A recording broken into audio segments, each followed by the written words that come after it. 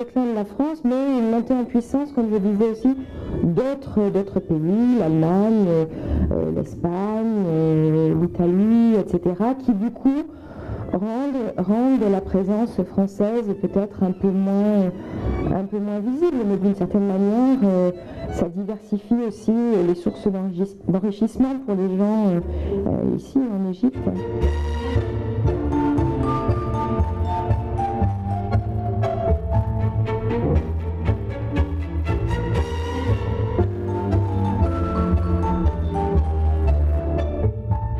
Si on fait une petite comparaison entre votre séjour en Inde, votre séjour ici en Égypte, bien sûr il y avait des points communs et également des points de différence. Parlez-nous un peu de cette expérience. Voilà, je crois que ça nous prendrait toute la journée pour essayer de... Prenez votre temps. De ces deux pays. Évidemment, l'Inde et l'Égypte, d'abord, ce sont deux grandes civilisations. Ce sont deux civilisations anciennes, antiques, qui, voilà, on peut trouver dans les deux pays des monuments d'une importance mondiale, dans le patrimoine de l'humanité. Et ça pour moi c'était important dans mon choix de l'Égypte après l'Inde, c'est-à-dire de me retrouver dans un pays qui est aussi une culture et une civilisation et une histoire aussi forte. Ensuite, pour parler des pays modernes, moi j'ai passé 4 ans donc, à New Delhi, maintenant 4 ans au Caire. Ça n'a pas été un choc culturel que d'arriver au Caire. Je venais de New Delhi, qui est une immense mégalopole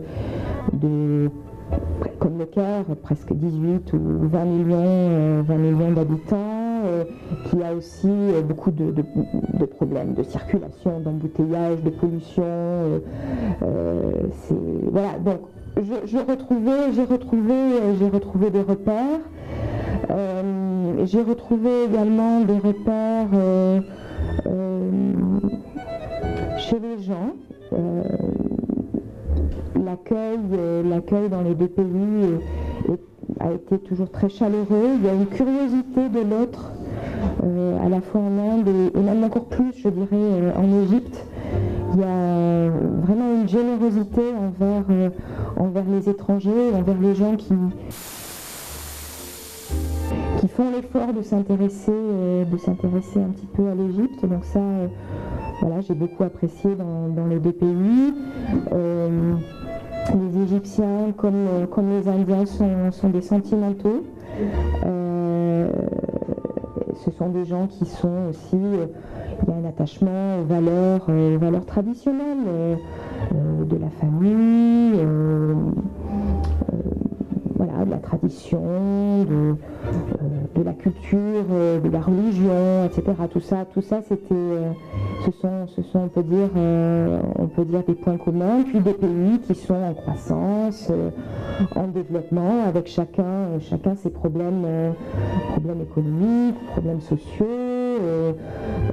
une identité nationale très forte dans les deux. On le voit aussi dans l'histoire moderne récente de l'Égypte et de l'Inde. C'est pas pour rien qu'il y a eu un rapprochement entre Nasser et Mehdi à l'époque des pays non alliés. Enfin, il y a des points communs à plein de niveaux. Et moi, voilà, ça a été vraiment, ce sont vraiment des expériences extraordinaires dans les deux cas. Notre programme porte comme nom Femmes d'Égypte. Alors je voudrais savoir, avant de venir en Égypte, quelle était l'idée que vous aviez sur la femme égyptienne et en venant et en vivant ici en Égypte, comment vous l'avez trouvée?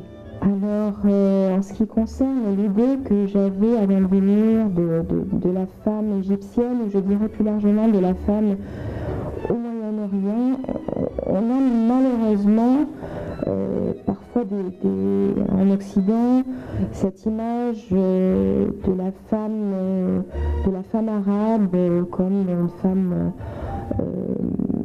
opprimée, maltraitée, voilà, qui n'a pas son mot à dire, qui est voilée dans tous les sens du terme. Et moi, ce que j'ai trouvé... alors, il y a aussi l'image, après, de la femme du temps des pharaons, voilà, Cléopâtre, enfin, il y a ces deux images pour l'Égypte. Mais bon, l'image prédominante, c'est peut-être, dans les clichés, voilà, la femme arabe opprimée. Et effectivement, quand on arrive ici, effectivement, non, plutôt au contraire, quand on arrive ici, on voit la femme égyptienne dans toute sa diversité. Donc je dirais que voilà, ce qu'on apprend, c'est au contraire à nuancer son point de vue, à voir que la femme égyptienne est beaucoup plus forte qu'on ne l'imagine, qu'elle se bat, qu'elle a voix au chapitre. En tout cas qu'elle se bat pour avoir voix au chapitre, qu'une femme qui porte le foulard ne veut absolument pas dire femme opprimée, qu'il y a des femmes extrêmement indépendantes, des féministes qui portent le foulard, et d'autres qui ne le portent pas d'ailleurs. Enfin, moi ce que j'apprends, c'est justement à voir qu'il y a mille et une femmes égyptiennes, il y a mille et une expériences de la féminité en Égypte, que ça n'est pas la femme muette et opprimée, encore une fois, qu'elle est forte, qu'elle est courageuse, qu'elle a effectivement à lutter contre un environnement, c'est vrai, très masculin, un environnement parfois hostile, mais je trouve que la femme égyptienne a ce courage-là.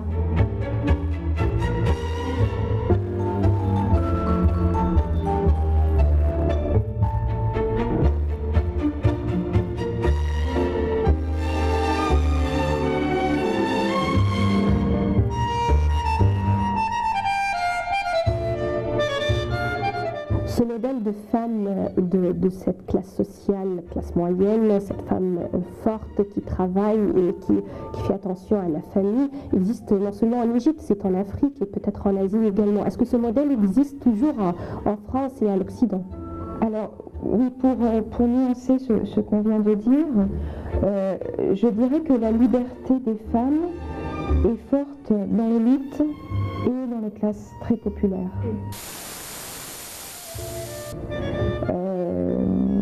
Et qu'effectivement, bon, je connais mal l'Égypte rurale, mais sans doute dans l'Égypte rurale ou les classes très populaires, la femme peut avoir, parce qu'elle travaille et parce qu'elle apporte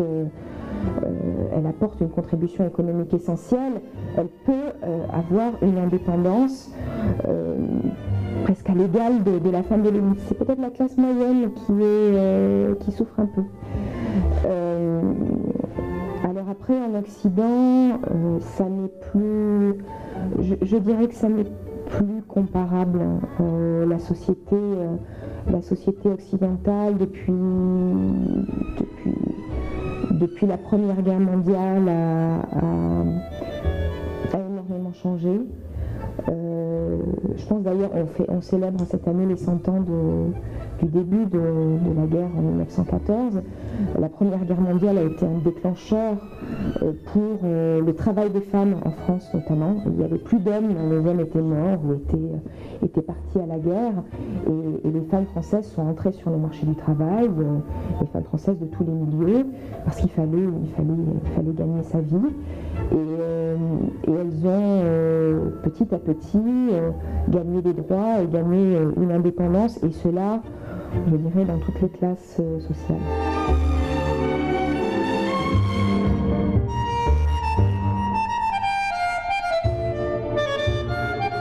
Retournons encore une fois à votre expérience en Inde. Comment vous avez trouvé la femme indienne? Pas toujours facile.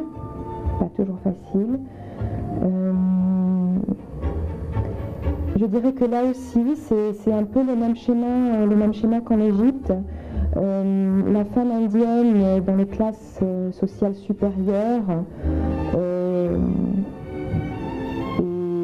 est forte et libre, avec quelques nuances à apporter évidemment. La femme dans les villages, c'est la femme forte, c'est la femme qu'on voit dans les champs travailler, porter des poids ou dans les chantiers, sur les routes, porter des briques. Enfin, elle est libre, je dirais qu'elle est forte plutôt que libre. Mais l'Inde a aussi son lot de questions sociales à régler, notamment la question de la dot.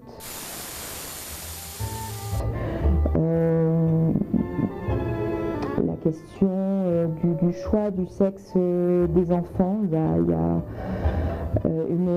un déséquilibre qui se crée dans certaines régions de l'Inde entre le nombre de femmes et le nombre d'hommes, parce qu'on préfère avoir des garçons, et que parfois avec les possibilités maintenant de déterminer le sexe de l'enfant pendant la grossesse, on fait le choix de garder ou de ne pas garder le fœtus.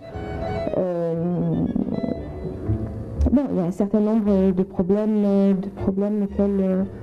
pour lesquels les féministes indiennes se battent tous les jours, et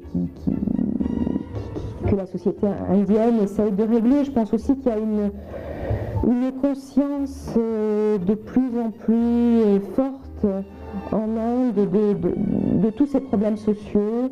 Il y a eu des incidents, notamment en 2012, des viols collectifs qui ont énormément choqué la population indienne. Voilà, qui fait qu'on espère que les choses vont s'améliorer. Marielle Morin, comme expatriée française et vivante en Égypte, quelles sont les activités, à part le travail, que vous pratiquez ici? Alors, mon activité principale, je dirais, c'est l'apprentissage de l'arabe. Oui, on a pu le constater, vous parlez l'arabe courant. Oui, très bien, il faut nuancer. Disons que je me débrouille, mais j'aimerais mieux parler. C'est une langue difficile, ça demande du temps, ça demande des efforts, mais je pense que c'est important quand on est ici d'essayer d'apprendre cette langue extraordinaire. Et que ça crée un rapport avec les gens différent, c'est-à-dire pouvoir parler avec un chauffeur de taxi ou avec un aquadi ou avec des gens simples qui n'ont pas accès à l'anglais. Ça change tout de suite l'approche qu'on peut avoir d'un pays. J'ai encore beaucoup à apprendre, mais c'est vrai que c'est une activité importante pour moi. Marielle Morin, à la fin de notre interview, de la part de l'équipe de Femmes d'Égypte, on vous remercie infiniment. Merci à vous.